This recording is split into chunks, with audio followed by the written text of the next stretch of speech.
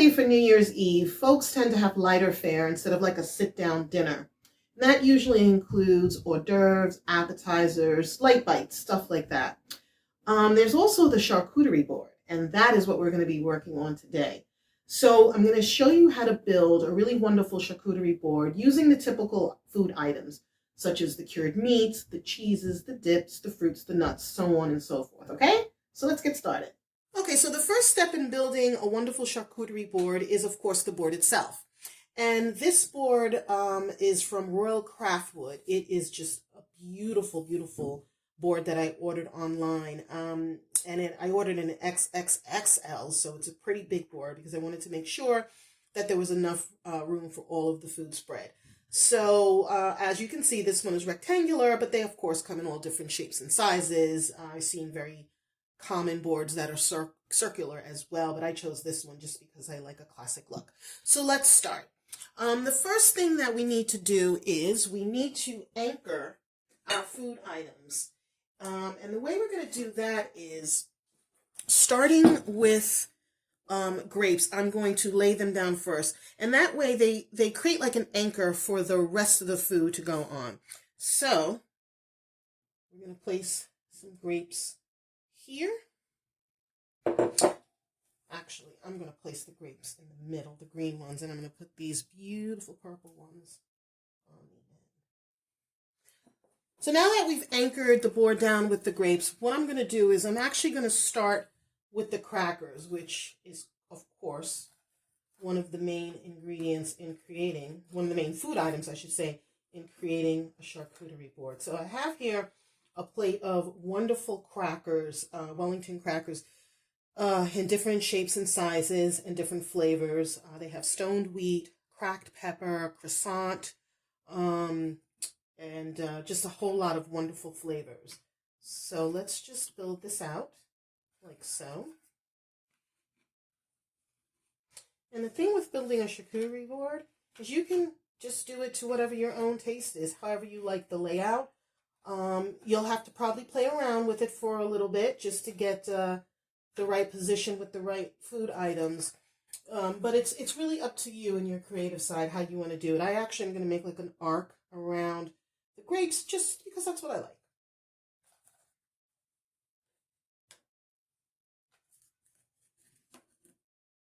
I'm going to mix it up a little bit. As you can see, I have a lot of circular crackers, but I'm trying to blend them in with the square ones.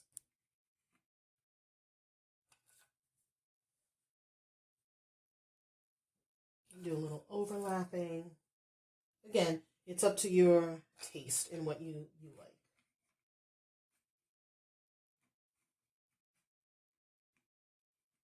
And try to handle the crackers as delicately as possible because they can break easily. Some of them are quite soft, although these are pretty sturdy. Now the next item I'm going to place are the cured meats, and we have several different varieties here.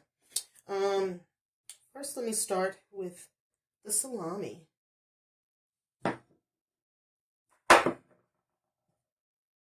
I'm going to position the meat kind of next to the crackers. If you have to adjust some of the items, of course, do so.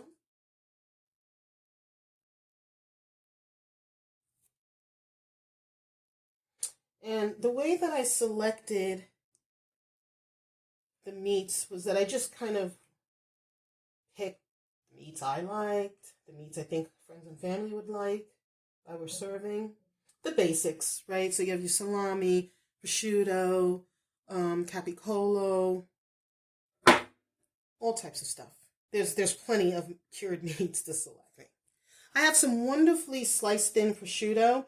It was actually came as a long slices, but what I did was I rolled them up, and we're just going to place them next to the salami.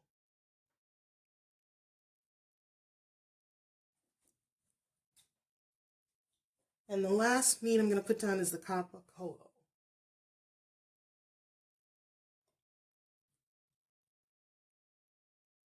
Again, I did the same thing with the capicolo. I rolled it bunched it up, rolled it into itself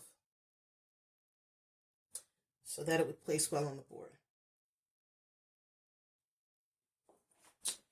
Okay, now we're going to lay down the cheeses. I've got, I believe I have 4 different cheeses. This is the cheddar, sharp cheddar.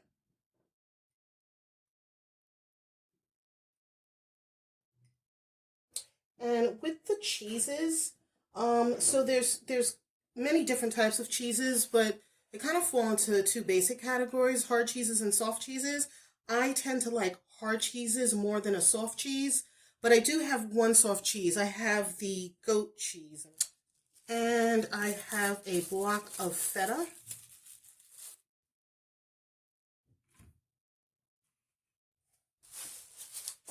And I have a gorgonzola, which is a blue cheese. It's a strong one. I actually like it. It can be, the taste can be probably a little overwhelming for some people's palates, but I love it actually, so I'm going to include it on this board. And now I'm going to go to the other side of the board and I'm going to start setting down the spreads. So, first spread is hummus, a wonderful hummus that I got from a local Mediterranean restaurant in my neighborhood. It's awesome.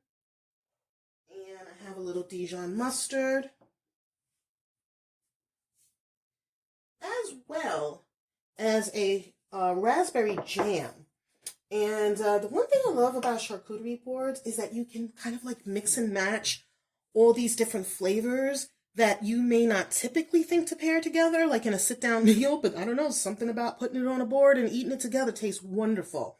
So don't be afraid to explore different options when you're noshing on this. So now I'm going to add some olives because, of course, no charcuterie board is complete without olives. So we have green olives, got some black olives, and cornichons, which are little baby gherkin pickles. Now I'm going to go ahead and I'm going to actually start filling in some of the space with some nuts. We're going to use some cashews.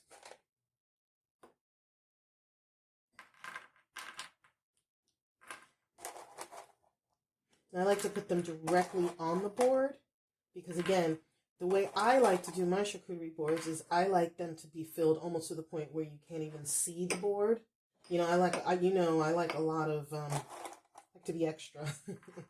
So, yeah, I mean, the board is beautiful. You do want to still see some of it, but I want it to look bountiful. Pistachios, which I love, love, love. I love pistachios. And snack on them all day long. But see how we're beginning to like fill in some of the space? That's the look that you really kind of want to go for.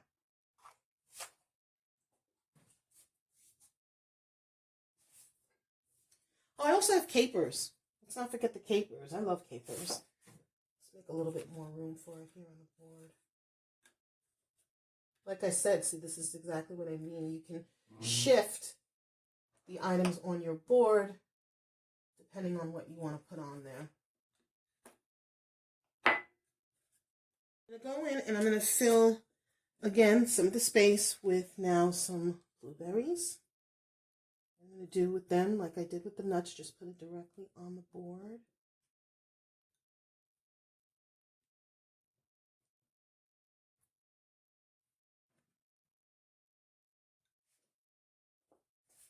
And to give it a little bit more color, I've got some wonderful raspberries. I'll put these next to the grapes. And some blackberries, which I think I will put also by the green grapes. Just a few. Okay, now we're going to be adding some apple slices as well. So as you can see, I've already sliced up an apple. I'm just going to arrange it as so on the board.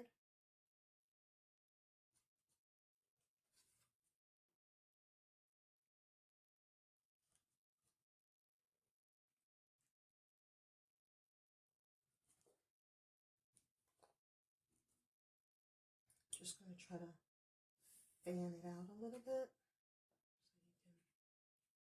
There we go. So now I'm going to add the finishing touches, which include laying down the utensils. So we have a little butter knife for the cheeses, for the dips and spreads. I'm just going to put a spoon in.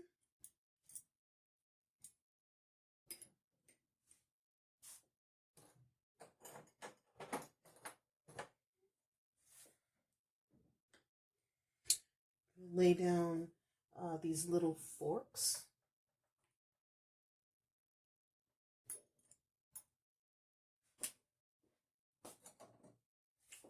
And tongs. I'll put the tongs back here.